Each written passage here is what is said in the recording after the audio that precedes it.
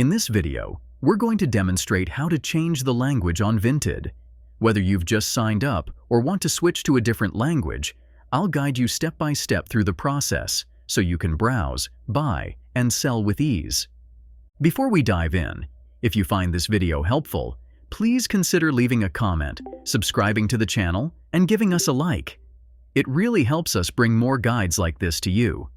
First, let's open the Vinted app and log into your account if you haven't already. Once logged in, follow these simple steps. Head to your profile by tapping on the profile icon at the bottom right of the screen. Next, look for the Settings option, usually represented by a gear icon. Within Settings, scroll down until you find the Language option. Tap on Language to bring up a list of available languages. Vinted supports multiple languages, so pick the one you're most comfortable with. Select your preferred language. Once chosen, Vinted will automatically switch to that language setting. No need to restart the app. And that's it! You've successfully changed the language on Vinted. Now you can navigate through the app in your preferred language, making it even easier to shop and sell.